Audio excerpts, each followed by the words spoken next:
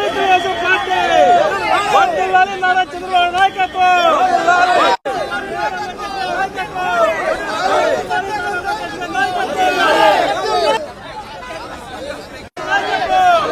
వర్ధిల్లాలి తెలుగుదేశం పార్టీ వర్ధిల్లాలి నారా చంద్రబాబు నాయకత్వం.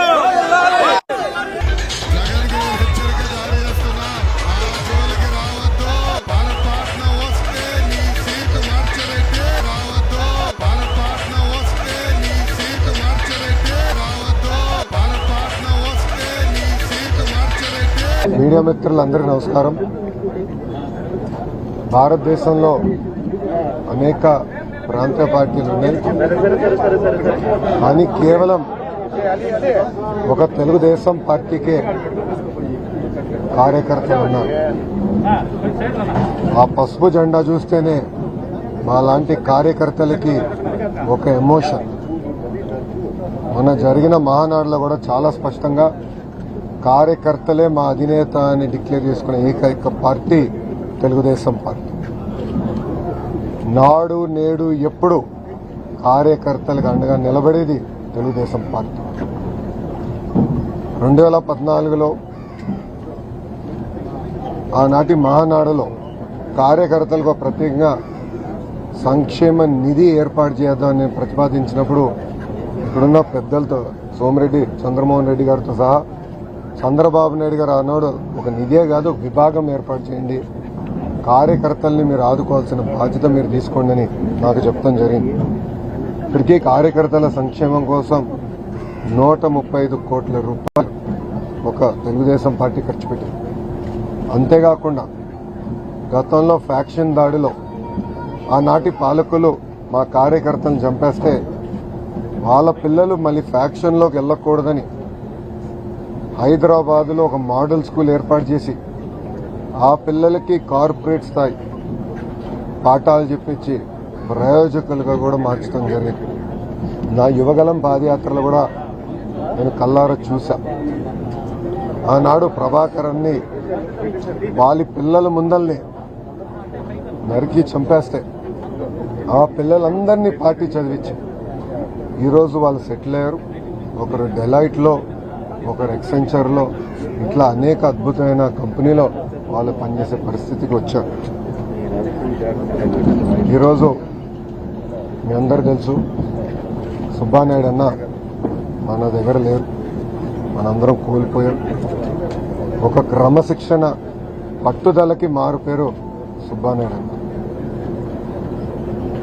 నేను ప్రత్యక్ష రాజకీయాల్లోకి 2013లో వచ్చాను. పెద్దలతో నేను ఎప్పుడు చర్చించిన మాట సుబ్బానాయుడు గారితో దగ్గరగా ఉండేవాళ్ళం, నవ్వుతూ మాట్లాడుకునేవాళ్ళం. ఇద్దరికి ఆవేశం కనుక ఇద్దరు రూమ్లో కూర్చొని తిట్టుకునేవాళ్ళం. కానీ ఎప్పుడు జై తెలుగుదేశం అనే ఒకే ఒక పదంతో ముందరికి కాదు. మొన్న కేబినెట్ మీటింగ్ పూర్తయింది. అప్పుడే మా మంగళగిరి నియోజకవర్గంలో ఫోన్ చేసి ఇట్లా సుబ్బానాయుడు అందరికి బ్రెయిన్ స్ట్రోక్ వచ్చింది, ఇట్లా ఆసుపత్రిలో చేర్చామని చెప్పిన వెంటనే నేను పరిగెత్తుకుంటూ వెళ్ళి కుటుంబాన్ని కలిశాను. అంతేకాకుండా డాక్టర్లు కూడా చెప్పాం, బెస్ట్ ట్రీట్మెంట్ ఎక్కడుందో తీసుకొద్దాం, సుబ్బానాయుడు గారిని మనం కాపాడుకోవాలని కూడా చెప్పడం జరిగింది. కానీ చాలా బాధాకరమైన విషయం ఏంటంటే ఆయన్ని మనం ఈరోజు కోల్పోయాం.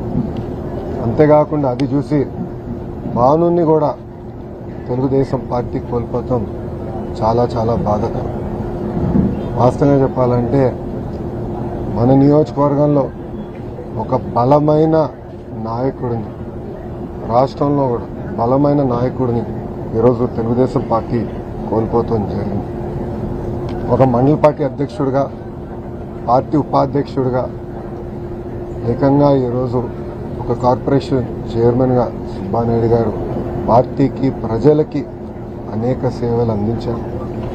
2019 నుంచి 24 వరకు ఆనాటి పాలకులపైన పెద్ద ఎత్తున ఆయన యుద్ధం కూడా చేశారు. దాంట్లో నన్ను కూడా భాగస్వామ్యం చేసుకుంటూ జరిగింది. నేను చూశాను ఆనాడు కరుణాకర్ వాళ్ళ ఇల్లు, ఆ భూమి ఒక వైకాపా నాయకుడి ఇంటికి ఎదురుగా ఉంది, దారి చిన్నగా ఉంది, దారి పెద్దగా ఉంటే బాగుంటుందన్న ఆలోచనతో కరుణాకర్ కుటుంబాన్ని వేధించి కరుణాకరే ఆత్మహత్య చేసుకునే పరిస్థితి తీసుకొచ్చారు గత పాలకులు. ఆనాడు సుబ్బానాయుడు గారి నాయకత్వంలో మేమందరం ఇక్కడికి వచ్చి కుటుంబానికి అండగా నిలబడతామే కాదు, ఎవరి దగ్గర అయితే వాళ్ళ భూమి పత్రాలు తాకట్టు పెట్టించారో అది సుబ్బానాయుడు గారు సొంత డబ్బులు ఖర్చు పెట్టి విడిపిస్తాం కూడా జరిగింది. దాని తర్వాత మా జాతీయ అధ్యక్షులు వారు గౌరవ ముఖ్యమంత్రి చంద్రబాబు నాయుడు గారు నియోజకవర్గానికి ఎప్పుడొచ్చినా ఏ కార్యక్రమం చేసినా పెద్ద ఎత్తున జయప్రదం చేసేదానికి ఒక ఇన్ఛార్జ్గా ఆయన చాలా కష్టపడ్డారు, అద్భుతంగా పనిచేశారు. అంతేకాదు నేను యువగలం పాదయాత్రలో నేను నియోజకవర్గం వచ్చినప్పుడు నాతో 5 రోజులు 3 పూటలు నాతోనే ఉన్నారు, నాతో కలిశారు. నియోజకవర్గ సమస్యల గురించి మేము చర్చించాం, జిల్లా సమస్యల మీద చర్చించాం. అంతేకాకుండా జిల్లాలో నేను ఎక్కడ పాదయాత్ర చేసినా ఎంతో నాతో కలిసి నడిచారు. జిల్లా దాటి వేరే జిల్లాలకు వెళ్ళినప్పుడు కూడా 10 రోజులకు ఒకసారి వచ్చి కలిసి నేను ఎలా ఉన్నాను, పాదయాత్ర ఎలా జరుగుతుందని ప్రత్యక్షంగా ఆయన కూడా చూస్తాం జరిగింది. ఇది మాకు ఒక పరీక్ష, కుటుంబానికి ఒక పరీక్ష. మాకు దేవుడు కూడా శక్తి ఇచ్చాడు జయించేదానికి. కుటుంబానికి అండగా నిలబడటమే కాదు, కుటుంబాన్ని రాజకీయంగా పైకి తీసుకొచ్చే బాధ్యత తెలుగుదేశం పార్టీ తీసుకుంటుంది. ఒక జాతీయ ప్రధాన కార్యదర్శిగా నా బాధ్యతలు నేను నెరవేర్చడం జరుగుతుంది. కొంతమంది కావాలని దుష్ప్రచారం చేస్తాం, కొంతమందిని కించపరిచే విధంగా పోస్టులు పెడతాం, ఇవన్నీ నేను గమనిస్తున్నా. దీని వెనకాల ఎవరున్నా చాలా కఠినమైన నిర్ణయం తీసుకుంటాం, యాక్షన్లో చూపిస్తాం. కుటుంబం కష్టంలో ఉన్నప్పుడు అండగా నిలబడాల్సిన బాధ్యత అందరిపైన ఉంటుంది, సమాజంలో ఎవరున్నా వాళ్ళపైన ఉంటుంది. చాలా కఠినమైన నిర్ణయం తీసుకుంటాం, యాక్షన్లో చూపిస్తాం.